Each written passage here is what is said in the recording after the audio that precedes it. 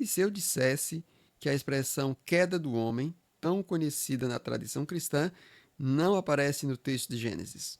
Sim, nós estamos acostumados a chamar Gênesis 3 de a queda. Nós falamos da queda de Adão, a queda da humanidade, da entrada do pecado no mundo. Essa linguagem ela faz parte da tradição cristã. Ela aparece na teologia, na pregação, nos catecismos, nos livros de doutrina e na forma como muitos de nós aprendemos a ler o Éden. Mas a pergunta que nós precisamos fazer hoje é a seguinte: será que Gênesis capítulo 2 e 3 usa essa linguagem? Será que o texto bíblico, em sua própria narrativa, está formulando diretamente uma doutrina da queda? Ou será que essa doutrina é uma leitura posterior, muito importante, mas posterior? Essa é a nossa sexta aula e hoje vamos tratar do tema Gênesis 2:3, antes da doutrina da queda. A proposta dessa aula é simples, mas muito importante. Antes de nós lermos Gênesis como a leitura de Paulo, Agostinho, da tradição cristã posterior, nós precisamos escutar a narrativa bíblica no seu próprio momento. Mas isso não significa rejeitar Paulo, não significa rejeitar Agostinho, não significa negar a doutrina cristã do pecado. Significa apenas respeitar a ordem da leitura. Primeiro vem o texto, depois vem a recepção teológica do texto. Gênesis capítulo 2 e 3 não é um tratado teológico sistemático, é uma narrativa. E narrativa não fala do mesmo modo que uma doutrina. A doutrina ela organiza os conceitos. A narrativa ela mostra cenas, personagens, diálogos, símbolos, deslocamentos, tensões e consequências. Quando lemos Gênesis capítulo 2 e 3, encontramos um jardim, um humano formado da terra, o sopro da vida, árvores, um mandamento, uma mulher, uma serpente, um diálogo, um fruto, olhos que se abrem, nudez percebida, medo, esconderijo, interrogatório divino, sentenças, expulsão e bloqueio do acesso à árvore da vida. Perceba, tudo isso está no texto, mas algumas coisas que muitas vezes usamos para explicar o texto não aparecem diretamente nela. A expressão queda do homem não aparece no Gênesis. A expressão pecado original não aparece. A ideia de uma transmissão biológica ou hereditária do pecado não aparece formulado em Gênesis. A oposição sistemática entre Adão e Cristo também não aparece ali. Ela será desenvolvida posterior, especialmente por Paulo. Então, o primeiro cuidado é este: não devemos confundir a narrativa de Gênesis com a interpretação posterior da narrativa. A tradição cristã ocidental ela consolidou a expressão queda do homem para falar deste episódio. Essa expressão ela capta algo real.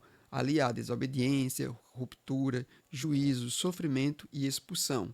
O humano atravessa um limite estabelecido por Deus. A relação com Deus ela é ferida. A relação entre homem e mulher ela é afetada. A relação com a terra ela se torna penosa.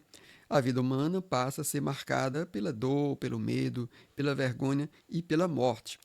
Nesse sentido, falar em queda não está errado. O problema começa quando a palavra queda passa a ser a única chave de leitura da narrativa. Quando isso acontece, nós podemos deixar de perceber outras dimensões do texto. Gênesis capítulo 2 e 3 não mostra apenas a perda, a queda, mostra também transformação. Não mostra apenas punição, mostra também abertura dos olhos. Não mostra apenas culpa, mostra também consciência. Não mostra apenas expulsão, mostra também a entrada do humano em uma nova condição histórica. Por isso que no meu livro eu insisto que a palavra queda deve ser usada com cautela. Ela é uma interpretação poderosa, tradicional e teologicamente importante, mas ainda assim é uma interpretação. Ela não deve ser confundida com a totalidade do texto bíblico. Westermann ajuda nesse ponto, quando observa que Gênesis capítulo do 1 ao 11 não deve ser reduzido apenas ao esquema criação e queda. A história primeira ela é mais ampla. Ela fala de criação, humanidade, limite, violência, cultura, dilúvio, dispersão e recomeço.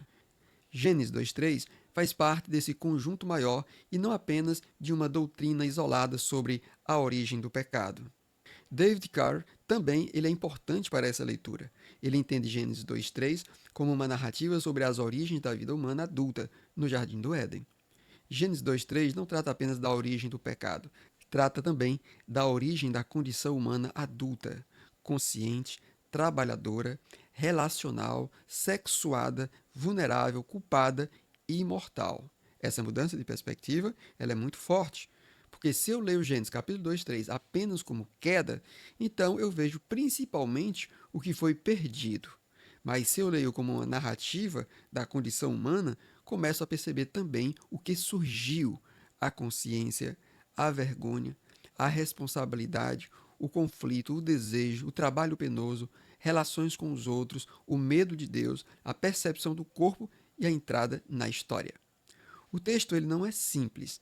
Antes de comer do fruto, o homem e a mulher eles estão nus e não se envergonhavam. Depois os olhos se abriram e eles perceberam que estavam nus. Isso não é apenas um detalhe. A nudez percebida mostra uma nova relação consigo mesmo. O corpo ele passa a ser visto, a exposição passa a ser sentida, a vergonha aparece, a autoconsciência nasce com a dor. Essa abertura dos olhos é uma das chaves da narrativa. A serpente ela havia dito que os olhos se abririam. Depois que o fruto é comido, o texto realmente diz que os olhos de ambos se abriram. Isso torna a narrativa muito mais complexa do que uma simples história de mentira e punição. A serpente engana, mas não inventa tudo do nada. Há uma verdade parcial em sua fala, e é justamente essa verdade parcial que torna o engano mais perigoso. O humano ele passa a conhecer, mas esse conhecimento não vem como libertação pura, ele vem misturado com ruptura. Ele vem acompanhado de medo, vem acompanhado de esconderijo, vem acompanhado de acusação, ele vem acompanhado de expulsão. E aqui está a ambiguidade do texto.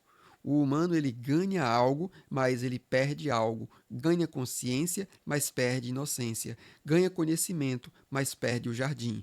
Ganha percepção de si mesmo, mas perde a relação transparente com Deus. Ganha uma nova condição, mas entra em uma existência marcada pela dor, pelo limite e pela morte. Por isso, a pergunta que orienta essa parte do curso não é simplesmente como o homem caiu. Não, a pergunta ela é mais ampla. Que transformação da condição humana Gênesis 2:3 está narrando? Essa pergunta muda tudo.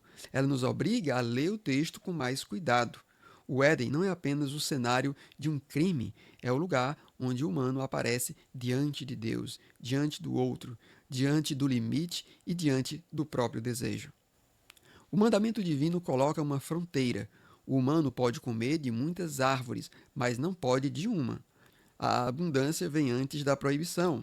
O jardim ele não é apresentado primeiro como um espaço de repressão, mas como um espaço da vida. Deus ele dá, né?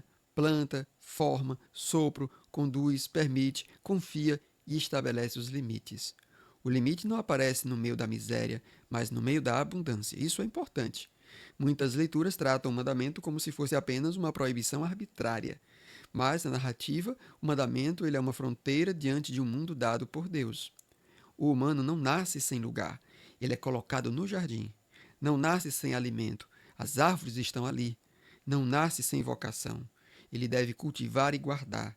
Não nasce sem relação, a mulher é formada como contraparte. Não nasce sem palavra divina, ele recebe o mandamento. O problema surge quando a confiança na palavra de Deus ela é deslocada. A serpente não começa mandando o humano desobedecer diretamente. Ela começa reinterpretando Deus. Ela transforma o mandamento em suspeita.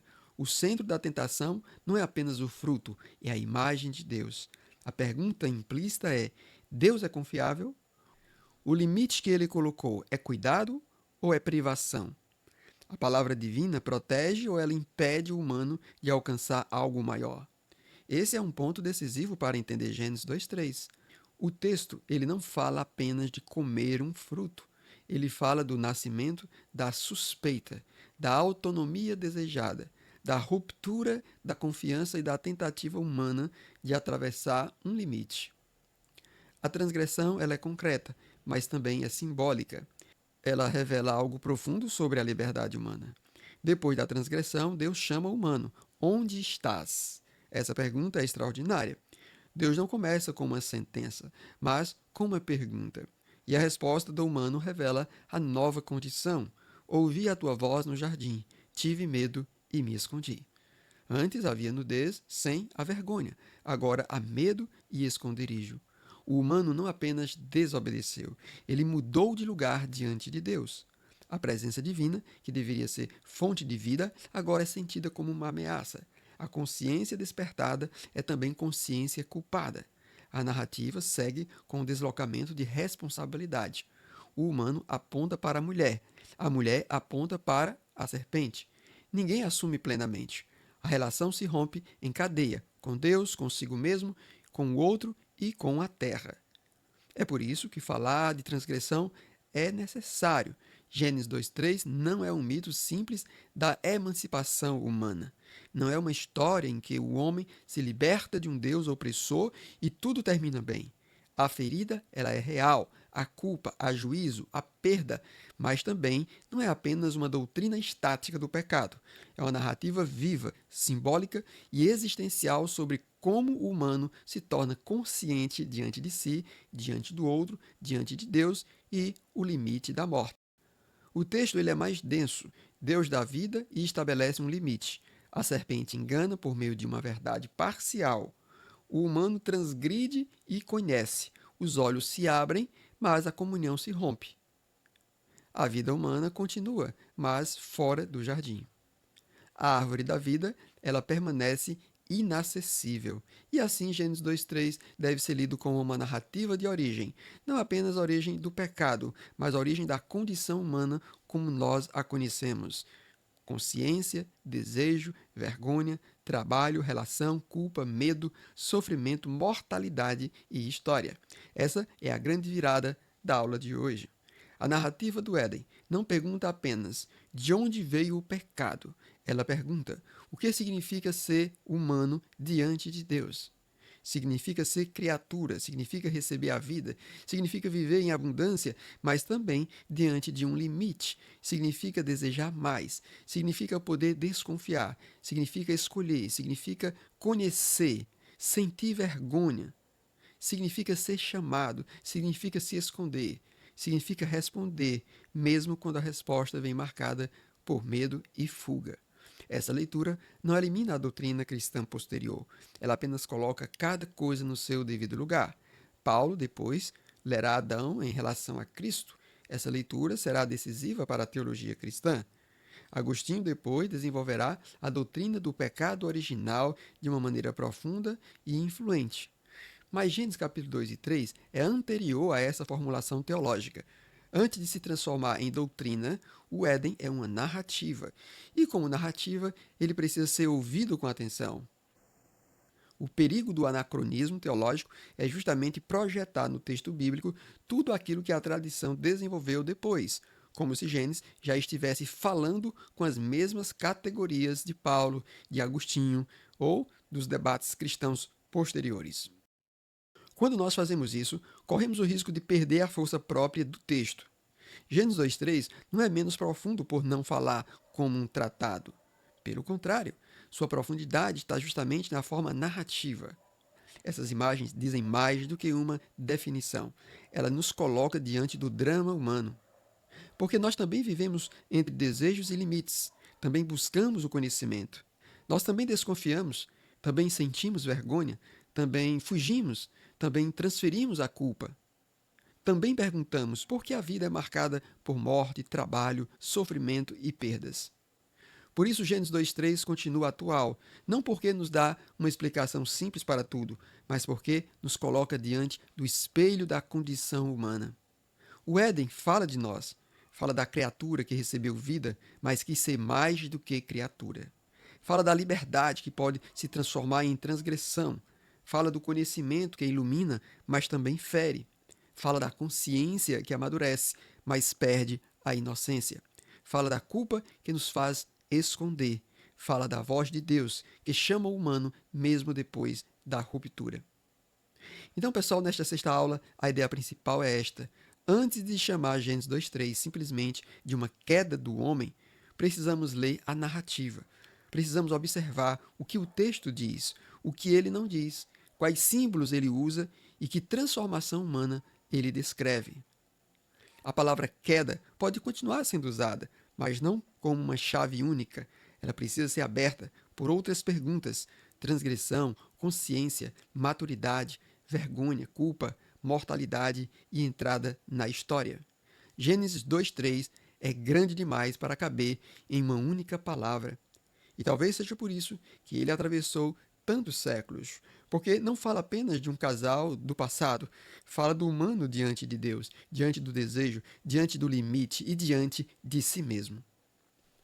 Na próxima aula, vamos entrar em Gênesis 2 e tratar do humano feito da terra, o sentido de Adam, Adamá, pó, sopro e limite. Mas antes de encerrar, eu quero deixar uma pergunta para você responder nos comentários. Você acha que chamar Gênesis 3 apenas de queda do humano ajuda a entender o texto ou pode limitar a leitura da narrativa? Escreva sua resposta e diga por quê. Se você tem nos acompanhado até aqui e tem gostado dessas aulas, não deixe de se inscrever, caso não seja inscrito, né? Dê lá o joinha e responda, comente, porque tudo isso ajuda ao YouTube a mostrar esse vídeo para outras pessoas. Até a nossa próxima aula.